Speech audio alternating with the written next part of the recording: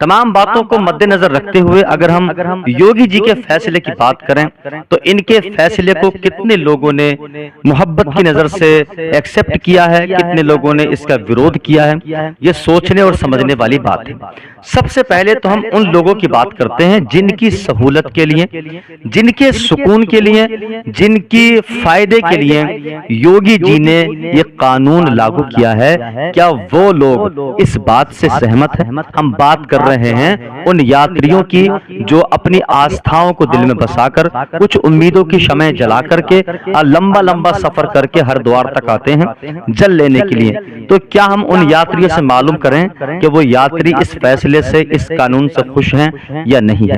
आइए हम इस सारी डिटेल, सारी गुफ्तगू तफसीलन आपको इस वीडियो में बताने जा रहे हैं। हम एक बहुत बड़ी रिपोर्टर मोहतरमा कुमकुम बिनवाल का सहारा ले रहे हैं। हम उनका जो पैगाम है और उन्होंने जो इस पूरे वाकये को कैप्चर किया है, पूरी बात को समझाने की कोशिश की है, जिस अंदाज से समझाया है, हम उनकी पूरी क्लिप अपनी वीडियो में चला रहे हैं। आप कुमकुम बिनवाल की वीडियो देखें और समझें, और जो भी आपको समझ में आए, अच्छा लगे या बुरा लगे, वो कमेंट में अपनी राय, अपना मशवरा जरूर पेश करें। अस्सलाम वालेकुम व रहमतुल्लाहि व बरकातहू। मोहब्बत की दुकान कितनी टिकाऊ? दोस्तों ये सवाल मैं इसीलिए पूछ रही हूं क्योंकि राहुल गांधी लगातार पिछले लंबे वक्त से ये बात कह रहे हैं कि नफरत के बाजार में वो अलग अलग जगह मोहब्बत की दुकान खोलेंगे। उनका ये दाव इस चुनाव में चला भी, लेकिन अब जो खतरनाक खेल उत्तर प्रदेश की योगी आदित्यनाथ ने कांवड़ियों के रास्ते में अपना नाम उजागर करने वाला खेला है, इससे क्या राहुल गांधी की राजनीति एक बार फिर से चैलेंज झेल रही है, या फिर कहीं ऐसा ना हो जाए दोस्तों कि योगी आदित्यनाथ को उनका ये दाव बहुत ज्यादा भारी पड़ जाए?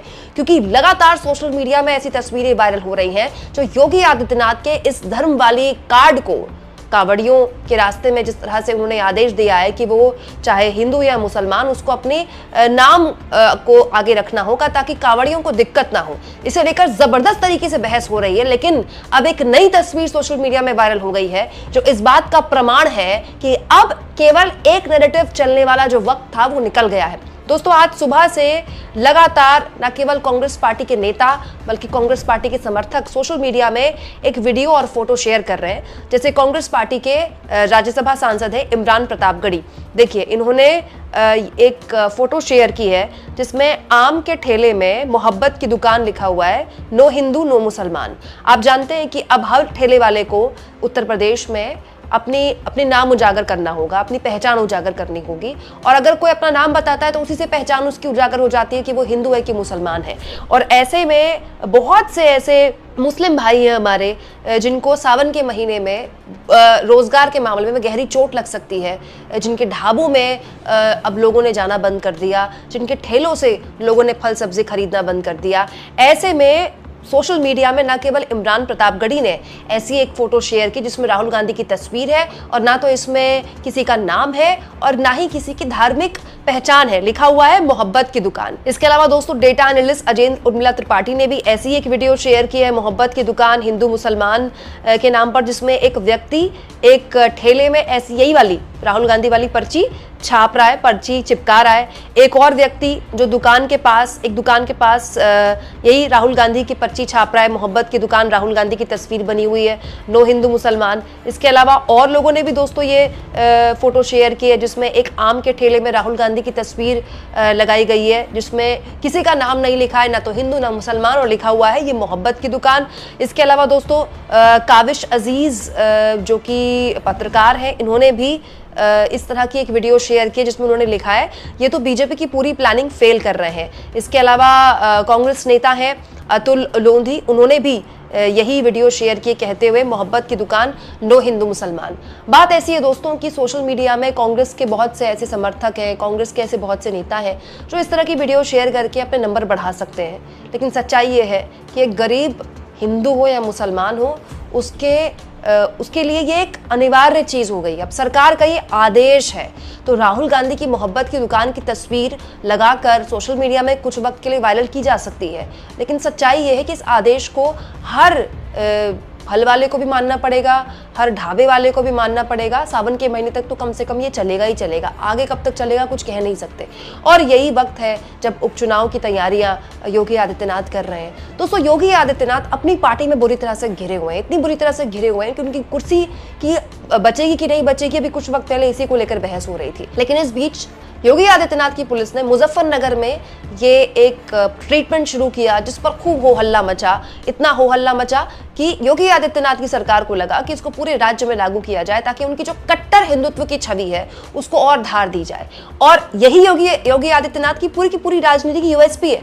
अगर दोस्तों योगी आदित्यनाथ की राजनीति से हिंदू मुसलमान फैक्टर निकाल दें तो फिर उनके पास बचेगा क्या। लेकिन हाल के सालों में दोस्तों राहुल गांधी ने बीजेपी को वहां चोट दी है जहां उसको सबसे ज्यादा दर्द होता है। चाहे लोकसभा में अपने भाषण में आप हिंदुत्व के ठेकेदार नहीं हैं, आप बीजेपी वाले सारे हिंदुओं की ठेकेदारी नहीं करते हैं, नरेंद्र मोदी सारे हिंदुओं की ठेकेदारी नहीं करते इस तरह का भाषण देकर, या फिर कांग्रेस के समर्थकों की इस तरह की राहुल गांधी की चिट लगाकर। अब दिक्कत ये दोस्तों कि इससे राहुल गांधी को, उनके समर्थकों को सोशल मीडिया में वायरल करने का मटेरियल तो मिल जाएगा, लेकिन क्या ये इस तरह की राजनीति का यही एक जवाब है? दोस्तों, इसका सही तरीका यह है कि कल से संसद का सत्र शुरू हो रहा है और बजट सत्र में जाहिर तौर पर बहुत से मुद्दे हैं जिसको लेकर विपक्ष सरकार से सवाल पूछेगा, चाहे वो नीट भर्ती का मुद्दा हो या फिर दूसरे महत्वपूर्ण मुद्दे हो। लेकिन ये एक मुद्दा है जिसको लेकर सरकार को जवाबदेह करना होगा। संसद के अंदर विपक्ष को, चाहे वो राहुल गांधी नेता प्रतिपक्ष के तौर पर हो, चाहे दूसरे विपक्षी दल हो, उनको सरकार से कटघरे में रखकर सवाल पूछना होगा कि आखिर धर्म के नाम पर जिस तरह का भेदभाव खुलेआम एक राज्य में डबल इंजन की सरकार कर रही है, इसका क्या अंत है, इसका क्या परिणाम निकलेगा? उत्तर प्रदेश में योगी आदित्यनाथ करना क्या चाहते हैं? अगर उनको यह लगता है कि इससे वो उपचुनाव जीत जाएंगे तो हो सकता है जीत जाए, लेकिन किस लेवल पर वो धार्मिक ध्रुवीकरण देश में फैला रहे हैं और देश के बाकी राज्यों में फैला रहे हैं, क्योंकि उनका देखा देखी उत्तराखंड सरकार ने भी इस फैसले को आगे बढ़ा दिया है और अमली जमा पहना दिया है। वो जो खतरनाक खेल खेल रहे हैं उसको पाटने में दोस्तों, उसको खत्म करने में सदियों का वक्त लग जाता है, यकीन मानिए। तो कांग्रेस के समर्थक राहुल गांधी की इस तरह की ठेलों में तस्वीर लगाकर कुछ वक्त के लिए उसे वायरल कर सकते हैं, लेकिन सच्चाई यह है कि नेता प्रतिपक्ष के तौर पर राहुल गांधी को इस मुद्दे पर सरकार से, प्रधानमंत्री मोदी से सवाल लेना चाहिए, उनसे पूछना चाहिए कि क्या प्रधानमंत्री ने इस मुद्दे पर योगी आदित्यनाथ को डांटा है या योगी आदित्यनाथ की पीठ थपथपाई है, क्योंकि दोनों ही मामलों में जवाब महत्वपूर्ण हो जाते हैं। आप इस मुद्दे पर क्या सोचते हैं दोस्तों? क्या विपक्ष इस मुद्दे पर लोकसभा के अंदर, कल संसद के अंदर जबरदस्त तरीके से सरकार को जवाबदेह कर पाएगा, सरकार से सवाल पूछ पाएगा? कहीं ऐसा ना हो कि योगी आदित्यनाथ ने अपनी राजनीति चमकाने के लिए, उपचुनाव में अपनी बढ़त दिखाने के लिए जो फैसला लिया है वो संसद के अंदर सरकार के लिए मुश्किल बन जाए, क्योंकि अखिलेश यादव ने इस पूरे के पूरे फैसले को दोस्तों एक बिल्कुल नया रंग दे दिया है। अखिलेश यादव ये कहते हैं कि बीजेपी सरकार दरअसल ये जो कर रही है ये हिंदू मुसलमान के लिए नहीं कर रही है, ये पिछड़ों और दलितों के खिलाफ है। ना केवल अखिलेश यादव ये कहते हैं, बल्कि अखिलेश यादव तो ये भी कहते हैं कि इनकी शुरुआत इससे है, ये करना पिछड़ों और दलितों के साथ चाहते हैं ताकि जो नाम उजागर होगा, अगर कोई हिंदू भी अपना नाम लिखेगा तो उसके नाम से पता चल जाएगा कि वो किस जाति से आता है, और इससे और ज्यादा भेदभाव बढ़ेगा। और ये वो चीज है दोस्तों जिसपे सबसे ज्यादा बीजेपी डरती है। जब तक हिंदू मुसलमान होता है बीजेपी को बहुत फायदा होता है, लेकिन जैसे यहाँ पर जाति पे बात आ जाती है, पिछड़ों पर बात आ जाती है, दलितों के अधिकारों पर बात आ जाती है, बीजेपी जानती है कि उसको कितनी जबरदस्त चोट लगी है। अब संसद के अंदर विपक्ष फिर वही मुद्दा उठाएगा कि संविधान खतरे में है, आप संविधान विरोधी इस तरह के फैसले नहीं एक राज्य में पारित कर सकते, और अगर आप इस फैसले की पीठ थपथपा रहे हैं, आपकी राज्य सरकारें इसको पूरे के पूरे राज्य में पारित कर रहे हैं, इसका मतलब आपकी सोच वही है, संविधान विरोधी। और यही वो बात है दोस्तों जो बीजेपी को सबसे ज्यादा अखरती है। यकीन मानिए ये जो पीडीए एक नया फॉर्मूला अखिलेश यादव ने निकाला है, उस पीडीए वाले फॉर्मूले को एक बार फिर से वो संसद के अंदर उठाएंगे। आप देख लीजिएगा, अखिलेश यादव संसद के अंदर एग्जैक्टली यही बात बोलेंगे।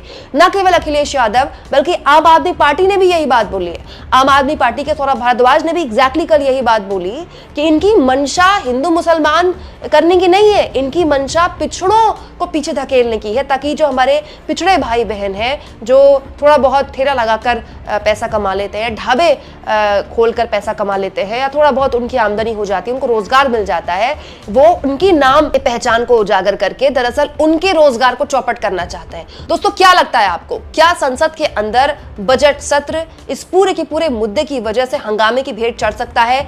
सरकार को मुश्किल आ सकती है क्या इस पूरे के पूरे मुद्दे पर जवाब देने के लिए? कमेंट बॉक्स में जरूर लिखें और जितना हो सके दोस्तों चैनल को शेयर करें, सब्सक्राइब करें और थैंक्स और ज्वाइन के ऑप्शन से अगर आप चाहें तो कुछ आर्थिक मदद भी चैनल की जरूर करें। अगर आप ऐसा करना चाहें तो प्लीज करें दोस्तों।